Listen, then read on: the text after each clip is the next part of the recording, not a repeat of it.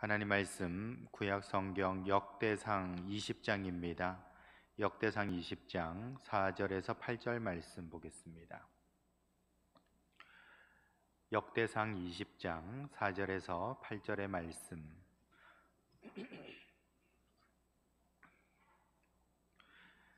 역대상 20장 4절에서 8절입니다. 이후에 블레셋 사람들과 게셀에서 전쟁할 때에 후사 사람 십부게가 키가 큰 자의 아들 중에 10배를 쳐 죽이매 그들이 항복하였더라. 다시 블레셋 사람들과 전쟁할 때에 야엘의 아들 엘하난이 가드 사람 골리앗의 아우 라흐미를 죽였는데 그 사람의 창자루는 배틀채 같았더라. 또 가드에서 전쟁할 때에 그곳에 키 큰 자 하나는 손과 발에 가락이 6씩 모두 24이 있는데 그도 키가 큰 자의 소생이라. 그가 이스라엘을 능욕함으로 다윗의 형 시므아의 아들 요나단이 그를 죽이니라. 가드의 키 큰 자의 소생이라도 다 다윗의 손과 그 신하의 손에 다 죽었더라. 아멘. 오늘 본문에도 나와 있듯이 이 다윗은 이 전쟁터에서 아주 잔뼈가 굵은 사람이라고 말할 수 있습니다. 전쟁터에서 늘 이렇게 살았던 사람이 다윗, 그리고 늘 이제 전쟁이 끊이지 않았던 것이 다윗 시대의 특징인 것 같아요.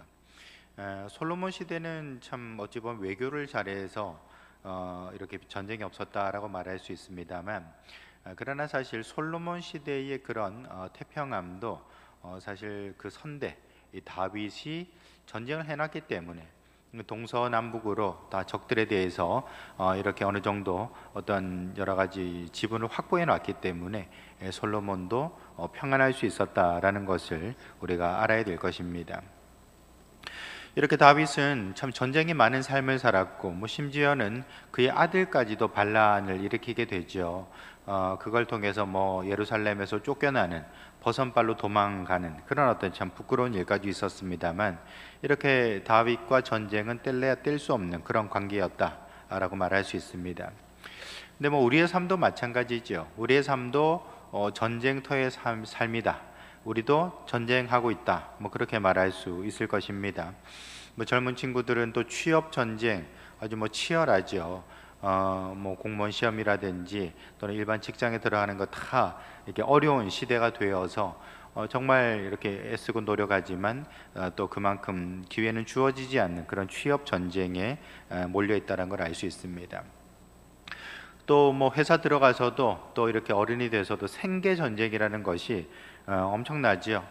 더더군다나 요즘 같은 시기에는 어떤 생존의 전쟁이다, 생존에 몰려있다 할 정도로 죽느냐 사느냐의 그런 어떤 위기 속에 우리가 살아가는 걸 볼 수가 있습니다. 물론 우리도 이렇게 좀 누가 나를 좀 도와주고 밀어주고 하면 좋죠. 엄마 찬스, 아빠 찬스 그런 걸 좀 가지고 이렇게 좀 혜택을 누리면 좋겠지만 그런 사람들은 또 소수에 불과하지요. 대부분의 사람들은 그런 어떤 뒷배라든지 어떤 밀어주는 사람이 없기 때문에 정말 힘들게 이렇게 싸움터로 나갈 수밖에 없다라는 것입니다.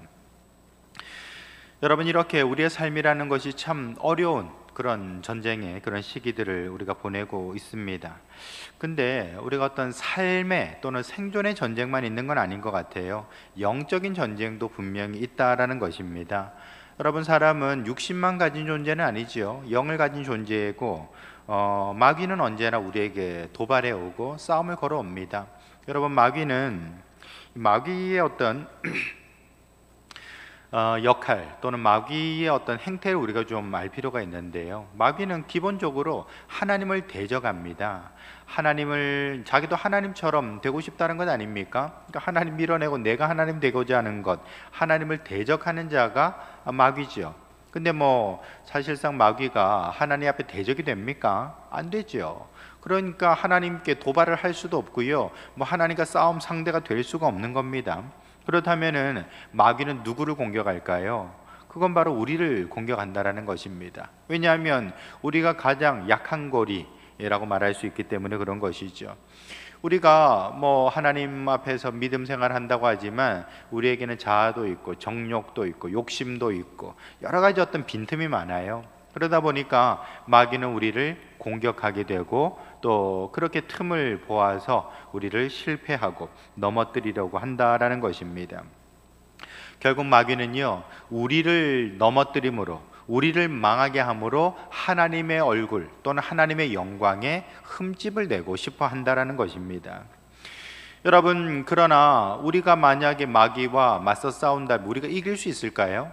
그 쉽지 않을 겁니다. 우리가 참 약점이 많은 존재 아닙니까? 그러다 보니까 내가 직접 마귀와 싸우려고 한다, 내가 직접 마귀를 상대하겠다라는 것이 쉽지 않다라는 것입니다. 여러분, 내가 마귀와 싸우게 되면 나는 백전백패할 수밖에 없습니다. 그러면 어떻게 해야 될까요? 우리는 하나님께 의지해야 되는 것이죠. 여러분, 나는 연약하지만 하나님은 강하시기 때문에 내가 마귀와 맞서 싸울 것이 아니라 하나님께 의뢰하고 부탁하고 하나님을 믿고 나아갈 수 있어야 된다는 것입니다. 저와 여러분들이 하나님의 이름으로 나아갈 때에 마귀는 쫓김을 당하게 되는 줄 믿으시길 바랍니다. 그러므로 저와 여러분들은 언제나 참 내가 마귀를 싸우는 것이 아니라 나와 함께 하시는 하나님이 도우신다라는 그 믿음과 확신 가운데 살아갈 수 있어야 되는 것이죠. 그러므로 우리가 인생의 전쟁에서 승리하려면요, 우리는 무조건 하나님 편에 서야 되는 겁니다. 그것이 생존의 전쟁이든 또는 영적인 전쟁이든 그 모든 인생의 전쟁 속에서 우리는 하나님 편에 설 때에 이길 수가 있는 거예요. 내 힘과 내 능력과 내 지혜 가지고는 안 되는 겁니다. 우리는 늘 하나님께 기도하는 사람 되어야 되고 우리는 늘 하나님을 찬양하는 사람이 될 수 있어야 되는 것이죠. 바울과 실라가 빌립보 감옥에 갇혀 있을 때에 그들은 그 감옥에서 찬양하고 그 감옥에서 기도했던 사람들입니다. 여러분, 이렇게 어디에 있든지 어떤 상황에 있든지 하나님을 부를 때에 참으로 하나님의 역사가 나타나게 된다는 것이죠. 아말렉 전쟁에서도 마찬가지죠. 이 출애굽했던 이스라엘 백성들 광야에서 아말렉과 이제 맞붙게 됐습니다. 여호수아가 사람들을 데리고 나가서 전쟁을 해요. 여러분, 뭐 여호수아의 군대가 뭐 훈련된 군대가 아니잖아요. 이 사람 다 노예로 살던 사람들인데 뭐 뭘 쓸 수가 있겠습니까? 어떤 재능이 있겠습니까? 여러분, 그러나 정말 모세가 산에 올라가서 기도했습니다. 그렇게 손을 들고 기도할 때에 그 전쟁을 승리로 이끌 수가 있었다라는 것이죠. 여러분, 이 사건이 보여주는 것 자체가 우리가 내 힘으로 내 지혜로 싸우는 게 아니라는 겁니다. 하나님께 기도하고 하나님을 의지할 때에 비로소 우리가 승리한다라는 것을 말해주고 있는 것이죠. 그러므로 저와 여러분들은 항상 하나님을 의지함으로 마귀를 대적하여 이기는 성도들 될 수 있기를 예수님의 이름으로 축원합니다. 여러분, 마귀가 하는 일이 뭡니까? 마귀가 하는 일은 당연히 우리로 하여금 실패케 하는 것이죠. 근데 만약에 우리가 하나님 의지하고 하나님께 기도하고 하나님께 찬양한다면 당연히 마귀가 싫어하지 않겠습니까? 그래서 마귀는 항상 우리로 하여금 하나님을 바라보지 못하게 하고 기도하지 못하게 하고 찬양하지 못하게 만드는 겁니다. 그렇게 찬양이 사라지니까 마음에 늘 불평불만이 넘쳐나는 거예요. 뿐만 아니라 기도하지 않으니까 마음에 염려 근심이 넘쳐나게 되는 겁니다. 하나님 바라보지 않으니까 내 인생이 막막해지고 한숨밖에 나오지 않는다라는 것입니다. 마귀는 이렇게 우리와 하나님과의 관계를 끊어버려서 패배하도록 만든다라는 것이죠. 그러므로 우리는 항상 이 기도 승리가 인생 승리다라는 것, 예배 승리가 인생 승리다라는 것을 기억하면서 언제나 하나님께 나갈 수 있어야 되는 거예요. 마틴 루터가 그런 말을 했대지 않습니까? 너무 바빠서 기도합니다라고 말했다라는 거예요. 너무너무 바빠서 기도합니다. 여러분, 우리가 이 분주함 속에 때로는 낙심함 속에 있을 때에도 언제나 하나님의 이름을 부르는 것 잊지 마시고 그 믿음 안에서 승리하며 살아가시길 축원합니다. 오늘 말씀해 보시면 이제 다윗과 이스라엘 군대가 블레셋과 전쟁하는 장면이 나옵니다. 그 앞에까지만 해도 이제 암몬과 이렇게 전쟁을 하게 되고요. 또 이어서 이제 블레셋과 전쟁하는 것을 이제 기술하고 있죠. 압축적으로 이렇게 역대기의 기록자가 압축적으로 이제 보여주고 있는데 뭐 바빠요. 여러 군데를 다니면서 전쟁을 하고 그렇게 이제 승리하는 모습을 기록해 놓고 있습니다. 오늘 저와 여러분들은 본문을 통해서 이 다윗과 이스라엘의 군대는 어떻게 해서 승리하게 됐는가, 어떻게 해서 이 많은 전쟁 속에서 승리할 수 있었나 함께 알아보시면서 저와 여러분들도 정말 인생의 승리자들 될 수 있기를 예수님의 이름으로 축원합니다. 첫 번째로 이 연약함을 인정할 때에 우리는 승리할 수 있는 것입니다. 여러분 그 전주에 가면요 그 콩나물 국밥집이 있더라고요. 그 어떤 뭐 모모 하는 어떤 유명한 집이 있는데 그 집이 왜 유명한고 하니 멸치를 아주 좋은 걸 쓰고 많이 쓴다라는 겁니다. 뭐 저기 다른 집 같으면 멸치 이렇게 좀 줄이거나 아니면은 이렇게 하품을 좀 쓸 법도 하겠죠. 이윤을 생각한다면 그럴 수 있을 겁니다. 하지만 그 집은 하여튼 멸치의 어떤 그 상품성 또는 뭐 양 이걸 전혀 아끼질 않는다라는 거예요. 그래서 이게 아주 뭐 사장님의 철학인 것이죠. 그렇게 이제 좋은 멸치를 이렇게 마음껏 쓰니까 하여튼 그 집 콩나물 국밥이라고 해봤자 뭐 10,000원도 안 하지 않습니까? 근데 이제 그 집이 정말 뭐 문전성시를 이루는 그런 집이 된다라는 것이죠. 말하자면 이제 작지만 강한 가게다. 또는 작은 1등의 가게다 이렇게 말할 수 있을 것입니다. 여러분 우리는 사실 누구나 다 1등 하고 싶어 합니다. 누구나 정상에 서고 싶어 하고 누구나 재벌되고 싶어 하고 누구나 정말 큰 기업의 경영자 또는 어떤 큰 단체의 정말 지도자가 되고 싶어 하는 것이죠. 하지만 여러분 처음부터 1등인 사람은 아무도 없습니다. 처음부터 사장님, 회장님으로 태어나는 사람은 없죠. 누구나 이렇게 정말 처음에는요 도전자의 자리에서 시작을 하는 거예요. 처음부터 승리자 또는 뭐 챔피언은 아니라는 겁니다. 언제나 우리는 도전자의 자리에서 출발하고 있다라는 것이죠. 여러분 뭐 도전자도 마찬가지죠. 이 도전자에게 있어서는 뭐 꽃길이 열려 있습니까? 그렇지 않습니다. 이 도전자의 앞에는 항상 이 가시밭길만 펼쳐져 있죠. 그걸 넘어서야 되는 거예요. 그걸 극복해야 되는 겁니다. 뭐 심지어는 뭐 재벌집에서 태어난 사람도요 그 장담할 수 없습니다. 여러분 뭐 형제간에 이렇게 경쟁해야 되고요. 또 회장 되고 나서도 또 참 여러 가지 어려움이 있다는 거 우리가 잘 알고 있습니다. 여러분 그러므로 우리가 이 도전자로서 어떻게 승리할 것인가, 도전자로서 어떻게 1등의 자리로 나갈 것인가 우리가 고민해야 되는 것이죠. 그게 우리 인생의 고민 아니겠습니까? 근데 여러분 우선 우리가 생각해야 될 것은요 1등을 따라하면은 결국에는 성공하기가 쉽지 않습니다. 1등을 따라하면은 성공하기가 쉽지 않다. 여러분 분명히 어떤 업계에서나 어떤 분야에서는 1등은 있게 마련이에요. 근데 그 1등이 하는 대로 그대로 따라하면 내가 1등 됩니까? 안 될 겁니다. 왜요? 그 방법은 지금 현역 1등이 너무너무 잘 하는 거예요. 지금 내가 따르려고 하는 방법은요 지금의 1등이 만든 것이고 그 사람이 제일 전문가인 겁니다. 근데 내가 그 방법으로 1등을 할 수 있습니까? 못하는 것이죠. 잘해야 2등인 겁니다. 잘해야 짝퉁밖에 안 된다라는 것이죠. 여러분 그렇다면 우리가 이 도전자로서 인생을 살아가려고 할 때에 또 정상에 오르고자 할 때에 어떻게 해야 되는가? 우선 차라리 약자임을 인정하는 게 마음 편할 겁니다. 나는 2등이다, 나는 3등이다, 나는 꼴찌다 라는 것을 오히려 인정하고 받아들이는 것이 훨씬 더 현명한 방법이 될 수 있다라는 것이죠. 이게 왜 현명한고 하니 자기가 도전자고 약자고 나는 2등이고 꼴찌라는 걸 인정하게 되면요 우선은 이 스트레스를 받지 않습니다. 여러분 사람이 왜 스트레스 받습니까? 1등 하려다 보니까 스트레스 받는 것이죠. 내 앞에 1등이 떡하니 버티고 있는데 그 대상을 넘어서려고 하니까 그게 스트레스가 될 수밖에 없는 겁니다. 근데 차라리 나는 약자다, 나는 꼴찌다, 나는 이류다라는 것을 인정하고 받아들이게 되면요 우선은 스트레스는 안 받게 된다는 것이죠.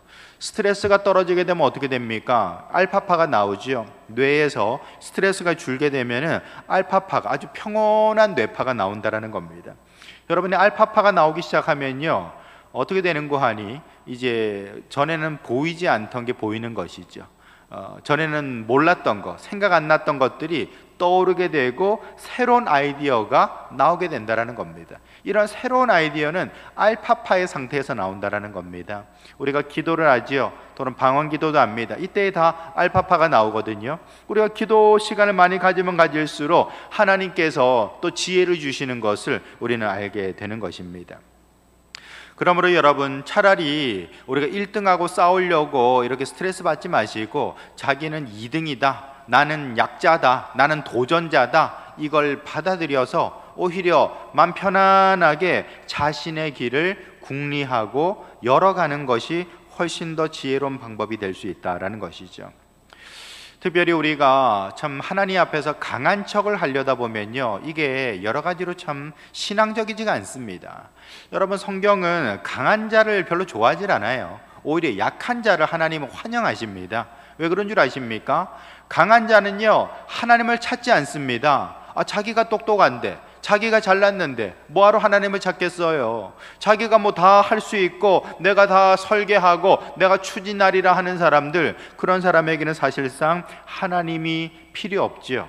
하나님을 찾지도 않는다라는 것입니다. 여러분, 그러므로 우리가 나는 정상에 오를 거야, 나 1등 할 거야, 뭐 그렇게 정말 자기가 강한 척하면서 떠드는 사람은요, 하나님의 도우심을 못 받는다라는 것입니다. 그게 문제라는 것이죠. 오히려 우리가 약함을 인정할 때에 하나님께서 우리를 불쌍히 여겨 주시는 거예요. 여러분, 사람도 이렇게 누군가가 참 좀 도와달라고 불쌍한 얼굴 표정 짓고 있으면 마음이 약해지지 않습니까? 사람도 그렇잖아요. 하나님도 마찬가지입니다.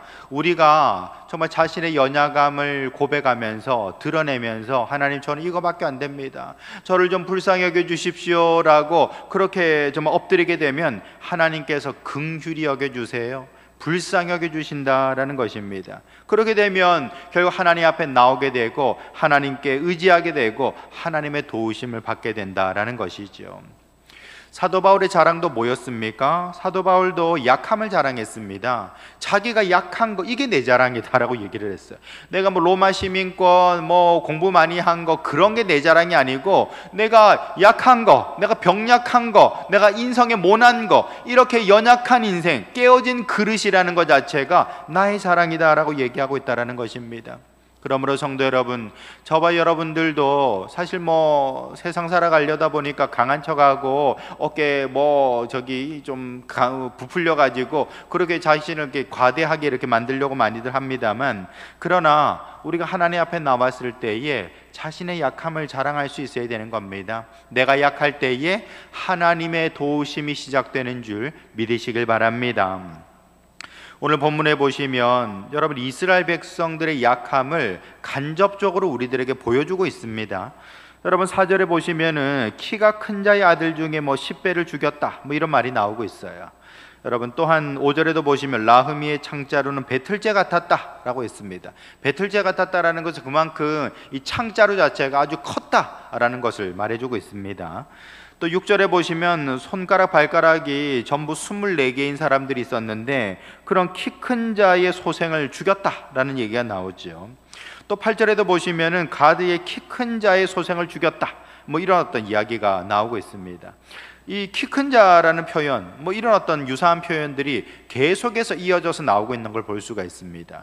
여러분, 블레셋은 이 골리앗의 동네 아닙니까? 뭐 골리앗 같은 사람은 좀 특출나게 컸던 사람이기도 하겠습니다만 어쨌든 블레셋에는 좀 키 큰 사람들이 많았던 것 같아요. 그에 비해서 이스라엘 군대는 좀 왜소했던 것 같습니다. 그러다 보니까 키 큰 자, 키 큰 자, 키 큰 자라는 표현이 나오고 있습니다.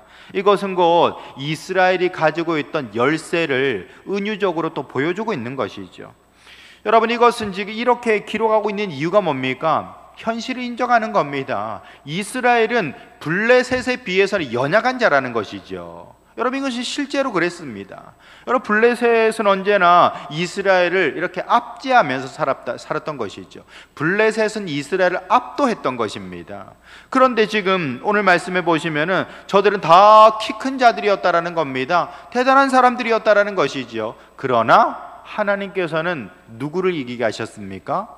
이스라엘이 이기게 하셨다라는 것이죠. 그게 중요한 거예요. 여러분, 언제나 이 마지막에 이기는 사람이 장땡 아닙니까? 우리 저기 키 큰 사람, 잘난 사람, 멋있는 사람, 공부 많이 한 사람, 대단한 사람, 훌륭합니다만 결국에는 회사에 오랫동안 남아있는 사람이 최고인 것이죠. 여러분, 회사에 정년퇴직하는 사람이 최고인 거 아니겠습니까? 그처럼 여기서 말하는 것이 뭡니까? 결국에는 블레셋 사람들이 키도 크고 대단하고 멋지고 훌륭하지만 그들의 무기가 대단하지만 그러나 결국에는 누가 이겼다라는 거예요? 하나님께서는 이스라엘 백성들이 이기게 만드셨다라는 것이죠. 여러분, 이렇게 저들은 키가 크다라는 말은 우리는 거기에 비해서 왜소하다라는 것이지만 이런 자신의 어떤 약함을 고백할 때에, 자신의 연약함을 인정할 때에 하나님께서는 그 약한 자들을 도와주셨다라는 것입니다. 그러므로 저와 여러분들도 자신의 연약함을 하나님 앞에서 자랑할 수 있기를 축원합니다. 여러분, 아브라함은 나그네였습니다. 이 사람은 고향 떠나온 사람이죠. 가나안 땅에 아는 사람이 없습니다. 얼마나 참 외톨입니까? 얼마나 외롭습니까? 근데 하나님께서는 그 나그네 된 아브라함을 도와주셨다라는 것이죠. 요셉 같은 경우도 외톨이였죠. 애굽에서 혈혈단신으로 홀홀단신으로 그렇게 살았던 사람 아닙니까? 그렇기 때문에 하나님을 의지했고 하나님을 의지하였기 때문에 하나님께서 그의 삶을 책임져 주셨다라는 것이죠. 이것이 바로 약한 자들이 받는 복이라 말할 수 있습니다. 고린도서 2장 14절, 항상 우리를 그리스도 안에서 이기게 하신다라고 약속하셨습니다. 예수님 안에 있을 때 우리를 이기게 하신다라는 것이죠. 여러분, 자기를 스스로 강하다고 생각하는 사람은 예수님 안으로 기어 들어가겠습니까? 그럴 리 없겠죠. 몰라, 나는 내가 다 알아서 할 거야 할 겁니다. 그러나 여러분, 자신의 연약함을 바라본다면, 주여, 나는 약한 자입니다. 나는 못난 사람입니다. 나는 지혜도 없고 힘도 없습니다. 도와주시옵소서. 겸손히 주님 앞에 나아감으로 말미암아 우리 하나님 안에서 승리의 정말 축배를 드는 그런 성도들 될 수 있기를 예수님의 이름으로 축원합니다. 두 번째로 실전 경험이 있어야 승리할 수 있다라는 것입니다. 여러분, 세계에서 가장 강한 군대를 어디라고 말할 수 있을까요? 당연히 미군이라고 말할 수 있겠죠. 미국 군대가 제일 강할 겁니다. 여러분, 미국 군대는 무기가 일단은 너무너무 차이가 나겠죠. 엄청난 좋은 무기를 많이 가지고 있고 또 이렇게 국방 예산도 많이 씁니다. 그러다 보니까 아주 강한 군대다라고 말할 수 있는데요. 그거 외에도 미군이 강한 이유가 있습니다. 그게 뭐냐면요, 미군은 실전 경험이 많습니다. 여러분, 미군이 우리나라에도 들어와 있습니다. 일본에도 있죠. 그 밖에 세계 곳곳에 미군들이 퍼져 있습니다. 그래서 세계 곳곳에 미군들이 퍼져 있으면서 아마 지금도 어디에선가 미군은요 작전을 수행하고 있을 거예요. 지금도 어떤 분쟁 지역에서 지금도 이렇게 실전 경험을 쌓고 있다는 것입니다. 이렇게 미군은 정말 이 24시간 이 지구 전체에서 어디에선가 그 분쟁 지역에서 이 작전을 수행하고 전쟁을 치르고 있기 때문에 실전 경험이 많다라는 것이죠. 그렇기 때문에 미군이 강하다라고 말한다라는 것입니다. 여러분, 미국에 이 스티븐 킹이라는 소설가가 있습니다. 이 사람은 이 소설이 아주 특이하게도 영화로 굉장히 많이 만들어졌어요. 그래서 이렇게 여러 영화, 좀 이렇게 스릴러 어떤 영화 이런 것들이 굉장히 많이 만들어졌는데, 근데 이 사람이 이제 소설을 갖다가 잘 쓰는 법에 대해서 강의하면서 이런 말을 했답니다. 딴 거 없다. 많이 써라, 많이 써라. 글을 많이 쓰다 보면은 좋은 작품이 나온다라는 겁니다. 그러니까 대작의 어떤 그 이유가 뭡니까? 대작이 나오는 것은요, 결국 다작 속에서 대작이 나온다라는 것이죠. 여러분, 그 BTS 요즘에 빌보드 차트에서 1위 했다고 이렇게 아주 뉴스에도 자주 나오더라고요. 방탄소년단이라고 있지 않습니까?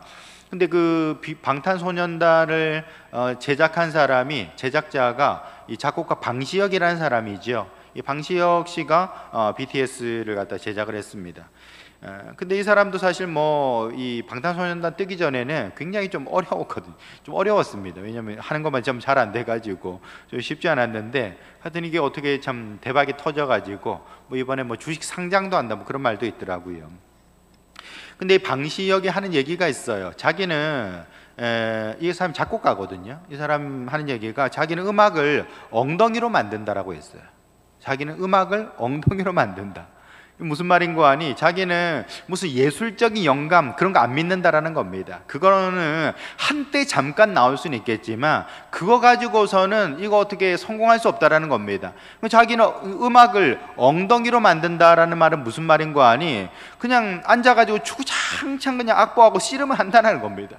그렇게 애를 쓰고 만들고 많은 어떤 노래를 만들다가 그 중에 하나가 대박이 터지는 거고 잘 되는 거거든요. 결국에는 이 사람도 하는 얘기가 뭡니까? 실전 경험이 많아야 된다는 겁니다. 많은 경험들을 쌓아야만 그 속에서 건져 올릴 게 있다라고 얘기를 하고 있는 것이죠.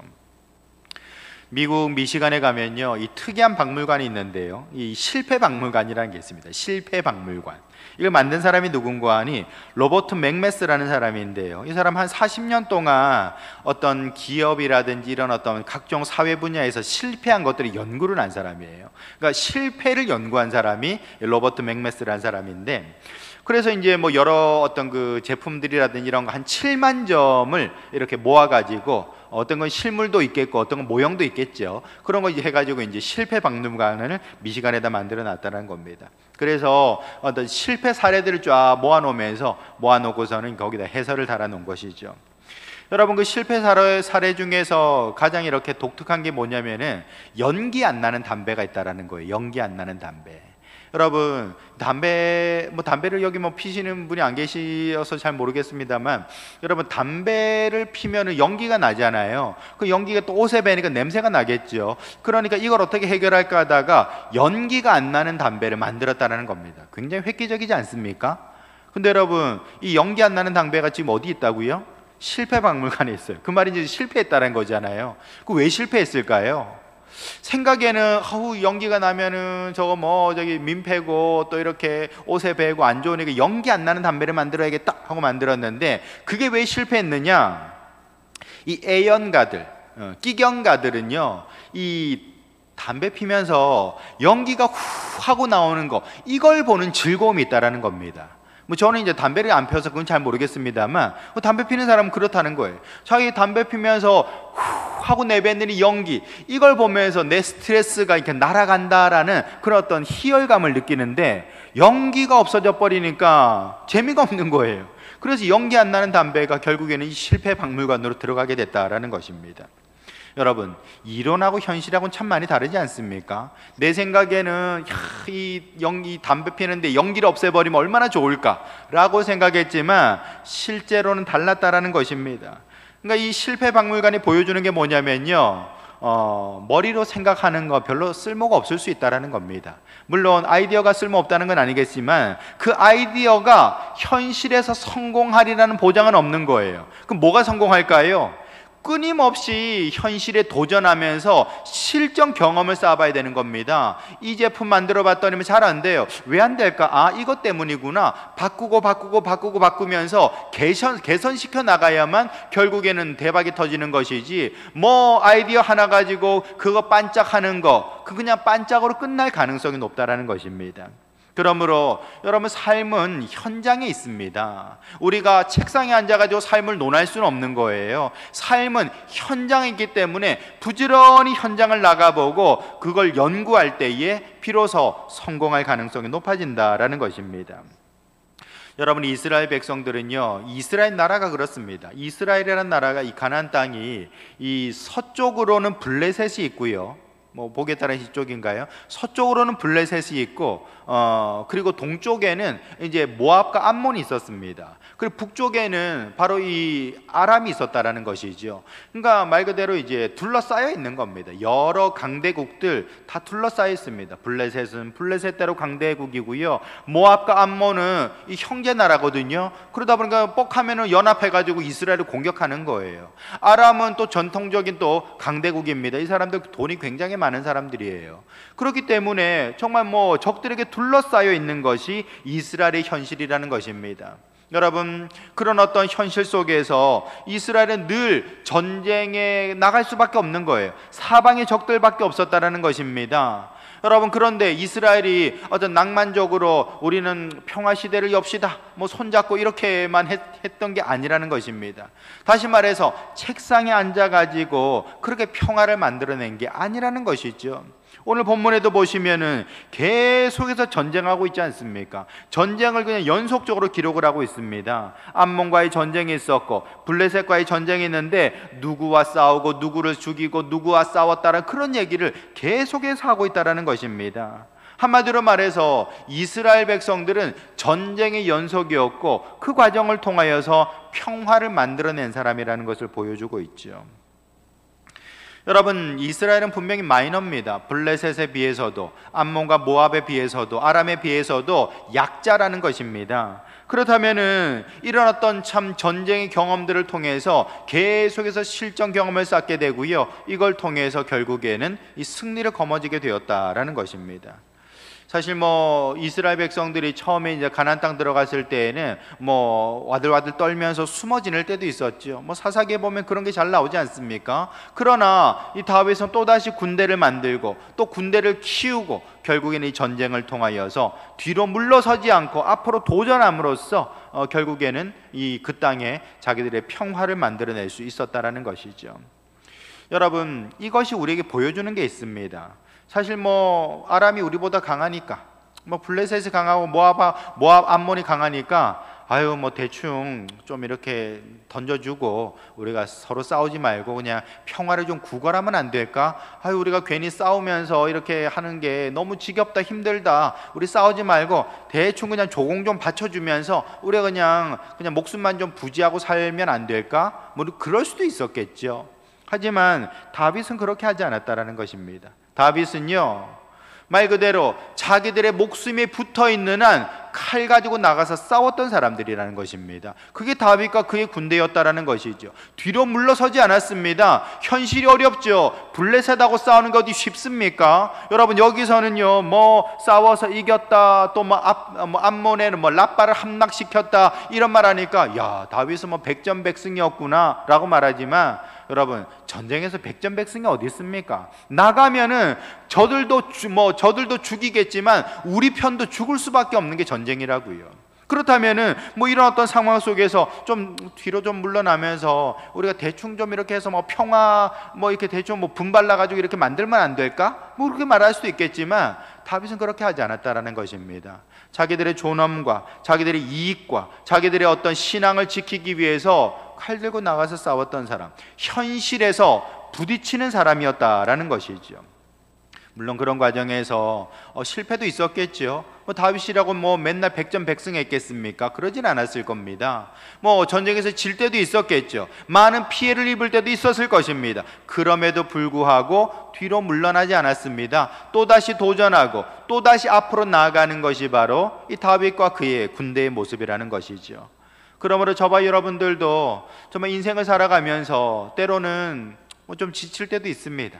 때로는 그만두고 싶을 때도 있습니다. 아유 뭐 대충 좀 하지 뭐 대수라고 그거 갖다 내가 열심히 하나 하면서 좀 요령 피우고 싶을 때도 있을 겁니다. 하지만 여러분, 우리가 인생 가운데 때로는 실수하고 또 실패할지라도 여러분 다윗과 같이 두려워하지 마시기 바랍니다. 우리는 다윗과 같이 앞으로 나가고 또 도전하고 또 일어서는 사람 될 때에 그 많은 실전 경험이 쌓여서 결국에는 나의 자산이 되고 나의 성공이 될 수 있다라는 것이죠. 아브라함도 분명히 실패했던 사람입니다. 이 사람도 애굽에 내려갔다가 낭패를 당하기도 하고 또 첩을 들였다가 이렇게 또 낭패를 당하기도 하지 않습니까? 실패의 연속이죠. 그러나 결국에는 그가 믿음의 조상 자리로 나가게 되는 것입니다. 모세도 실패했잖아요. 나이 40에 뭐 여기 사람 하나 때려 눕히고 어떤 옳지 않은 방법으로 그렇게 이제 민족 운동을 하다가 실패했습니다. 하지만 결국에는 또 하나님 앞에서 쓰임 받는 인생이 되는 것이죠. 뭐 여호수아 같은 경우에도 기브아 사람들, 이 기브온 사람들에 대해서 깜빡 속아가지고 기도하지 않고 하나님께 물어보지도 않고 속아가지고 그렇게 실수했습니다만 결국에는 또 하나님 앞에서 성장하는 기회로 삼았던 것이고요. 베드로도 마찬가지 아닙니까? 베드로도 뭐 예수님을 부인하는 그런 제자였지만 그러나 그가 정말 가장 이렇게 초대교회의 공이 큰 그런 어떤 제자로서, 사도로서 역할을 감당하게 되는 것이죠. 여러분, 사람은 누구나 실수합니다. 누구나 실패합니다. 그러나 이것이 자꾸 쌓여서 결국은 나의 자산도 되고 나를 성공시키는 기회가 되어진다라는 것이죠. 그러므로 우리는 이 실전에 참여하기를 두려워해서는 안 되는 겁니다. 아유, 내가 해보니까 참 나는 왜 이렇게 되는 게 없을까? 왜 나는 이렇게 안 될까? 그런 생각에 자꾸만 포기하려고 하고 물러서려고 해서는 안 된다는 것입니다. 여러분, 사람은 깨지면서 크는 법입니다. 깨지면서 크는 거예요. 여러분, 베이브 루스라고 아시죠? 그 미국의 홈런 타자 있지 않습니까? 근데 베이브 루스가 홈런을 714개를 쳤다고 해요. 통산 714개의 그런 홈런 타자인데요.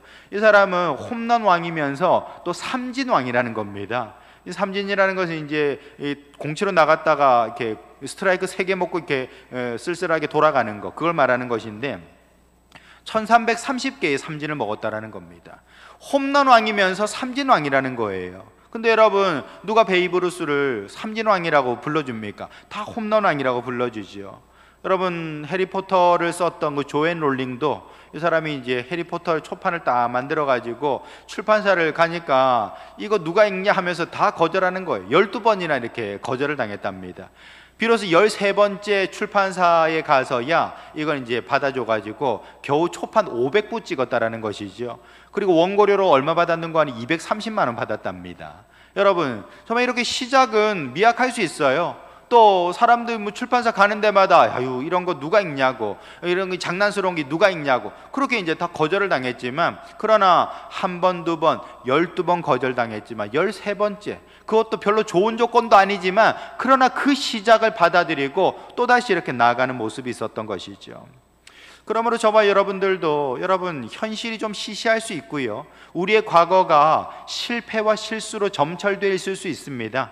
그래서 늘 참 나는 과거에 트라우마가 있어서 아유, 나는 뭔가 새로 시작하는 게 부담스러워, 그럴 수도 있겠죠. 하지만 여러분, 사람은 깨지면서 배우는 것이고 실패와 실수를 통해서 성장하는 것입니다. 실전 경험이 많은 사람이 결국에는요, 대박을 칠 가능성도 높아진다는 것이죠. 시편 145편 14절에 보시면 여호와께서는 모든 넘어진 자를 붙드시며 다시 일으키신다라고 하셨어요. 여러분, 우리가 실수하고 실패해서 넘어진 그 자리에서 하나님이 우리를 다시 세우심을 기억하시면서 또다시 도전하는 성도들 될 수 있기를 예수님의 이름으로 축원합니다. 세 번째로, 하나님과 하나 될 때에 우리가 승리하게 된다라는 것입니다. 여러분, 그 징기스칸, 이 징기스칸, 몽골 제국, 원나라죠. 이 몽골 제국을 만든 사람이 바로 징기스칸인데, 이 사람도 이제 처음에는 이제 뭐 부족의 그냥 뭐 추장입니다. 족장이에요, 족장. 조그만한 부족장이었는데 몇 개 부족하고 연합을 해가지고 이렇게 여기저기 약탈하러 다니는 거예요. 여러분, 그 뭐 이렇게 유목민들은, 말 타고 다니는 사람들은 농사를 못 짓기 때문에 이 사람들은 늘 가서 이렇게 뺏어오는 거예요. 이게 이제 그 사람들의 경제입니다. 근데 한 번은 뭐 이렇게 다른 원수에게 적에게 이제 꼬임을 당해가지고 그냥 완전히 이렇게 자기 군대가 다 몰살을 한 겁니다. 겨우 목숨만 부지해서 도망쳐 나왔는데 세 보니까 19명이 19명. 이 19명이 이 발주나라는 호수에 이렇게 같이 모여가지고 그 발주나 호수에 흙탕물을 퍼마셨어요. 그러면서 이제부터 우리는 하나다. 이제부터 우리는 뭐 양반 상놈 이런 거 없다. 우린 다 하나다. 거기는 종교도 다 달랐어요. 어떤 사람은 불교 신자고, 어떤 사람은 기독교 신자고, 어떤 사람은 뭐 다른 종교를 가지고 있는 사람이었는데도 불구하고 다 같이 우리는 한 형제다 하면서 그 11명이 함께 맹약을 하게 됩니다. 이게 바로 발주나의 맹약입니다. 이걸 통해 가지고 결국에는 이 한마음 된 이 결속력으로 원나라, 이 몽골 제국을 만들게 됐던 것이죠. 여러분, 이렇게 하나됨이라는 것은 굉장히 중요합니다. 그 19명의 하나됨을 통해서도 세계 정복을 할 수 있다는 것 아니겠습니까? 하나됨이 굉장히 중요한 것이죠. 우리가 1592년에 임진왜란이 이제 생겼죠. 임진왜란이 일어났습니다. 제일 먼저 이게 일본군이 들어온 데가 우리 부산이죠. 부산포, 이 부산 동래 이쪽으로 이제 들어오게 됐는데, 결국 이제 뭐 여기 우리 송상현 장군님 뭐 저기 동상도 있고 합니다만 막아내지를 못했습니다. 결국 이 부산이 이틀 만에 뚫렸어요. 이틀 만에 부산이 쑥대밭이 되고 그냥 이제 한양 도성으로 진격해 들어가는 겁니다. 쭉 이제 올라가는 거예요.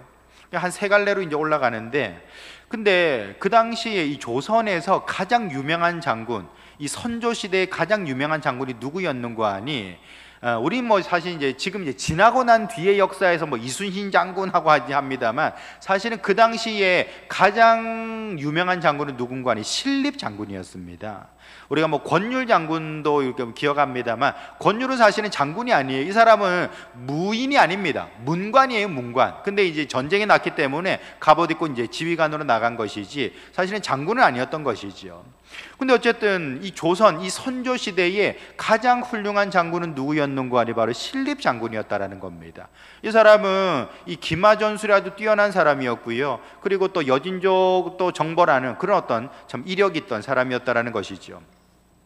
그래가지고 조선 조정에서 야 이거 안 되겠다, 저기 이제 부산도 이제 이틀 만에 뚫리고 이제 지금 올라온다고 하니까 신립 장군한테 이제 병력을 몰아줘라 해가지고 이 무려 8,000명, 이 조선군이 그렇게 많지가 않거든요. 이 8,000명의 군대를 갖다가 이 신립 장군한테 딱 몰아준 거예요. 그래가지고 이 기마 부대를 편성을 하고, 보병도 있었겠죠. 포병 편성을 해가지고 막는데 어디서 막았는고 하니, 여러분 그 지금 충청도 충주에 가면은 그 탄금대라고 있습니다. 그 강가에 이렇게 탄금대, 논밭도 많고 이런데 탄금대가 있는데 거기서 이제 맞게 됐던 것이죠. 근데 여러분 하필 그때 저기 비가 와가지고, 하필 또 비가 와가지고 그 논밭에 비가 오니까 얼마나 푹푹 빠집니까? 그 말들이 제대로 움직이지를 못하는 거예요.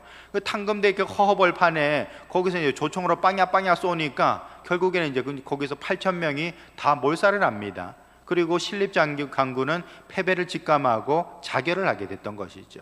이 탄금대의 전투란 건 굉장히 우리에게는 참 슬픈 역사이기도 하죠.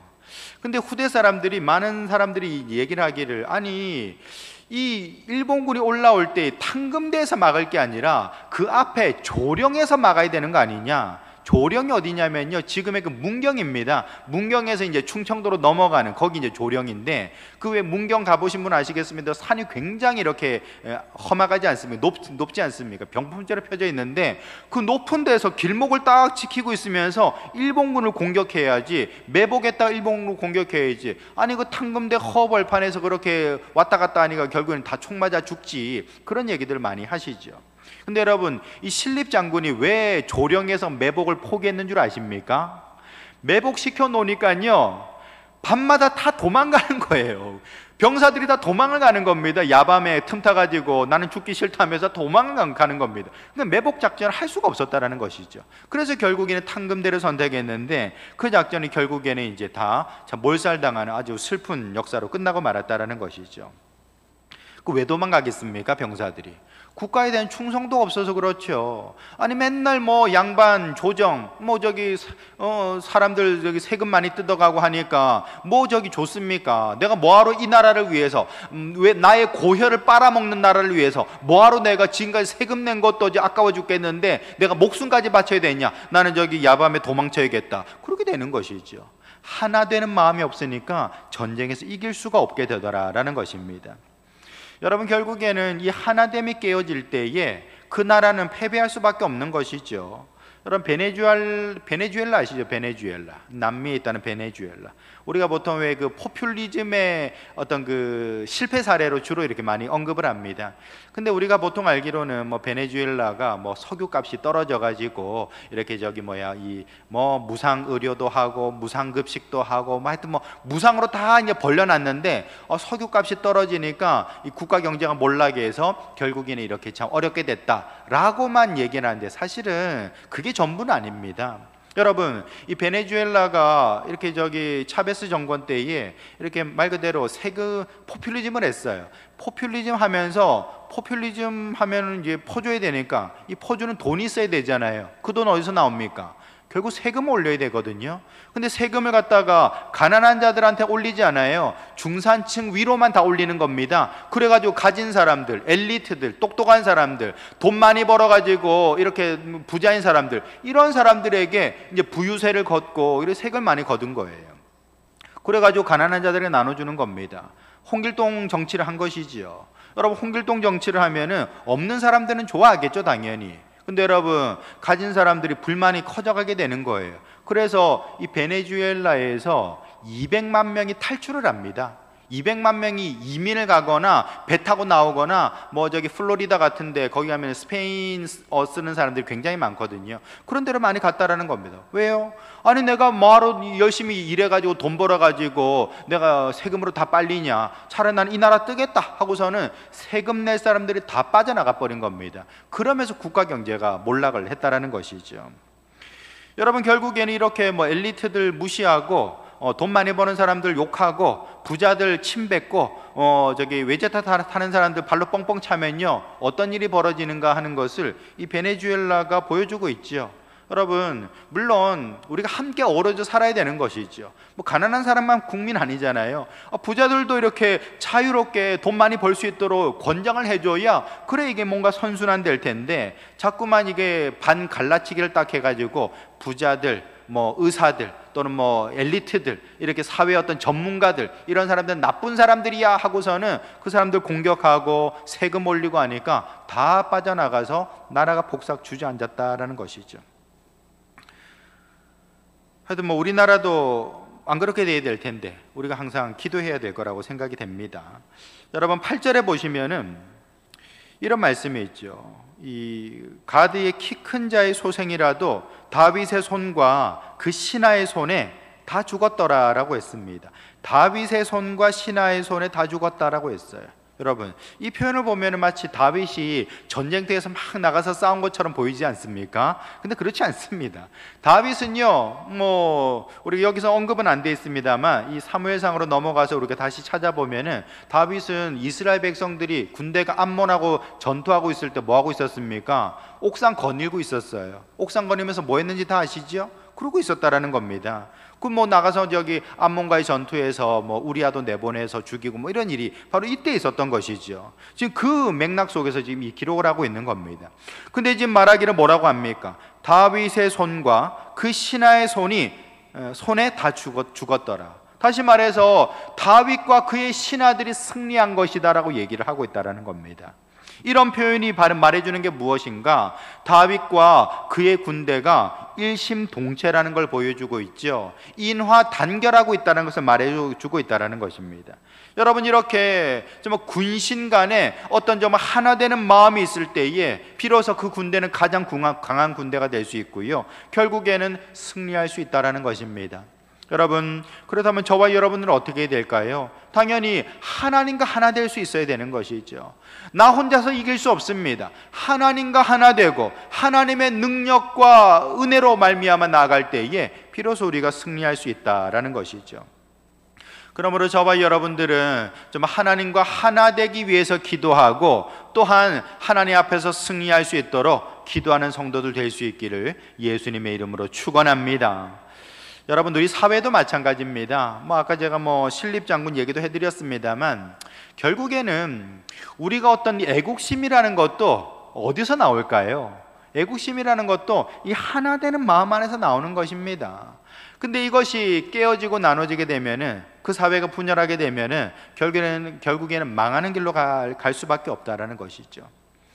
마가복음 12장에 보시면 예수님께서 연복궤 앞에 앉으셨다 그랬습니다. 헌금함 앞에 딱 앉으셔가지고 사람들이 돈 넣는 걸 봤다 그랬어요. 좀 취미가 독특하시죠? 아니, 헌금함 앞에 딱 앉으셔가지고 사람들이 얼마 넣나 그걸 봤다라는 겁니다. 근데 그 마가복음 12장의 그 9절에 보시면은 여러 부자들은 많이 넣는데 한 과부가 2렙돈 넣었다라고 얘기하고 있어요. 여러 부자들은 많이 넣는데 한 과부가 2렙돈을 넣었다라는 것입니다. 여러분, 어느 사회나 부자가 많습니까? 가난한 사람이 많습니까? 가난한 사람이 많겠죠. 근데 이 성경 구절에는요, 여러 부자라고 말하고 있고 한 과부라고 마치 도치된 표현으로 이렇게 어긋난 표현으로 이렇게 역설적으로 이렇게 기록을 하고 있다라는 것이죠. 이게 말해주는 게 뭘까요? 여러 부자들이 한 과부 도와주면 안 됩니까? 여러분, 우리가 십시일반이라고 내가 이만큼 먹을 거 요 정도 덜어주는 건 할 수 있잖아요. 근데 요 정도 가지고서는 좀 다 배불릴 수는 없지만 여러 부자들이 요만큼 좀 덜어내가지고 모으면은 얼마든지 한 과부를 도울 수 있는 것이죠. 여러분, 저는 이 마가복음의 이 기록이 그 당시 유대 사회가 가졌던 부조리를 고발하고 있는 그런 어떤 구절이라고 생각이 되어집니다. 다시 말해서 여러 부자 한 과부라는 이 어울리지 않는 이 형용 표현을 통하여서 그 시대가 어떤 시대였는가, 부조리가 판치고 공정이 무너진 사회였다라는 것을 말해주고 암시해주고 있다라는 것이죠. 결국에는 이 기록 뒤에 예수님 뭐라고 하십니까? 야, 이 예루살렘 성전 돌 하나도 돌 위에 남지 않고 다 무너뜨려질 거라고, 이 성이 망할 거라고 그렇게 예언하셨거든요. 결국에는 여러분이 사회의 부조리를 해결하지 못하면, 또 사회의 어떤 공정의 문제를 바로 세우지 못하면 그 사회가 망한다는 걸 알 수가 있을 것입니다. 여러분, 물론 여기서 우리가 어떤 사회 부조리를 없앤다 그래가지고 아까 제가 말씀드린 것처럼 베네수엘라의 그런 차베스 방식으로 홍길동 정치하면 안 됩니다. 여러분, 홍길동 정치란 게 뭡니까? 아니, 부자들한테 돈 더 뜯어내는 게 뭐가 잘못이야 하면서 맨날 저기 불러내고 검찰에서 조사하고 좀 털어내고 저기 여론을 앞세워 가지고 전문가 집단, 의사라든지 이런 전문가 집단을 막 공격하고, 이런 것들이 바로 차베스식의 홍길동 정치거든요. 결국에는 이 국민을 갖다 반으로 딱 나누는 겁니다. 그래서 가진 자와 못 가진 자, 계급 투쟁의 관점으로 이렇게 세상을 바라보고 그렇게 선동을 하는 것이죠. 여러분, 이런 얘기를 듣게 되면은, 그리고 또 선동을 받게 되면 화가 나거든요, 사람은. 그래, 맞아. 내가 뭐하러 내가 똑같이 일하고서 요거밖에 못 받는 거야 하면서 화가 나고 짜증이 나고, 결국에는 이 사회가 양갈래로만 갈라지는 건 아닙니다. 여러 수십 갈래로 갈라지게 된다라는 것이죠. 여러분, 이렇게 사회의 부조리를 갖다가 이렇게 갈라치기를 통해서 해결할 수 있느냐? 그럴 수 없습니다. 결국 그런 나라는요, 이 베네수엘라 짝이 나는 것이죠. 200만 명 나가고 그 사회가 폭삭 주저앉는, 그렇게 되는 것이죠. 여러분, 지금 우리 정권이 이제 촛불 정권이라고 얘기를 하지 않습니까? 촛불 정부라고 스스로 자랑스럽게 얘기를 하죠. 공정과 정의라는 어떤 개념을 가지고 이렇게 집권을 했습니다. 하지만 지금 또 엄마 찬스, 아빠 찬스 이런 것들을 자꾸 보고 듣고 법적으로는 문제가 없다, 법적으로 문제가 없다, 이런 말을 들으면 제일 좀 화나지 않습니까? 그래, 너네들은 법을 잘하니까 이 뒷구멍을 잘 파가지고 이렇게 잘도 다녔구나, 그렇게 되는 것이니까요. 그렇게 되면 사람들의 마음이 멍이 들게 되는 것이죠. 여러분, 이렇게 되면 결국에는 나라가 분열되는 겁니다. 그렇게 되면서 결국에는 이제 애국심이 어디 있습니까? 내가 뭐하러 이 나라를 위해서 내가 총을 든단 말이야? 아마 다 도망가게 되는 것이죠. 여러분, 우리가 항상 기도할 때에 주여, 내가 이 인생에서 승리하기 위해서 하나님과 하나 되게 하옵소서 기도해야 되고요. 우리 믿는 자들은 이 사회가, 이 분열된 사회가 좀 이렇게 하나 되게 해달라고, 이 정치인들 때문에 사분오열된 이 사회, 이 갈기갈기 찢어진 이 사회가 좀 하나 되게 해달라고 우리가 보듬으면서 기도할 수 있어야 되는 것이죠. 미국의 대공황 때였습니다. 1930년대 이제 대공황의 시기를 이제 지나고 있었는데, 그때 이제 뉴욕에 이제 어떤 노인이 너무 배가 고파가지고 빵을 하나 훔쳤다라는 거예요. 이 영감님이 이제 사흘을 굶었답니다. 나흘을 굶었답니다. 4일 동안을 굶어가지고 너무 배가 고파가지고 이제 빵을 훔쳤다라는 거예요. 이 1930년대 대공황 때 일입니다. 그래가지고 이제 법정에 이제 즉결 심판으로, 이런 좀 소액 잡범들은 이렇게 바로 즉결로 이렇게 처분을 받지 않습니까? 그리고 판사 앞에 쭉 서가 이제 즉결 심판을 받게 되는데, 그 왜 훔쳤냐? 제가 배고파서 훔쳤습니다. 그래가지고 이 판사가, 이 판사 이름이 뭐냐면 라구아디아, 이 사람이 이탈리아 이민자거든요. 라구아디아라는 판사인데, 이 사람이 이제 판결을 내리기를 벌금 10달러 땅땅땅 때린 겁니다. 여러분, 그래서 이제 웅성웅성 내는 거예요. 아니 저기 배고파서 빵 좀 훔쳐 먹었기로서니 벌금을 저렇게 때리냐. 물론 10달러가 그렇게 큰 돈은 아닙니다만, 그러나 참 판사 매정하다, 그렇게 생각할 수 있는 것이죠. 근데 이 라구아디아 판사가 또 뭐라고 그랬는 거 아니? 이 영감님 벌금 10달러 하고서는 이렇게 판결을 내리고서는, 그리고 나에게, 판사 자신에게도 벌금 10달러를 매기고요, 이 법정에 이제 방청객으로 앉아 있는 사람들에게 모두 다 1인당 5센트씩 벌금 때린다 하면서 땅땅땅 한 겁니다. 무슨 얘기인 거 아니? 내가 이제 10달러 이 사람 벌금, 영감님 벌금 대신 내줄 테고, 당신들은 이 사람이, 이 노인이 굶는 걸 방치했다라는 겁니다. 어떤 상징적인 의미인 것이죠. 이 노인이 나흘 동안이나 밥을 못 먹고 굶을 동안에 뉴욕 시민들 뭐 했냐 이거예요.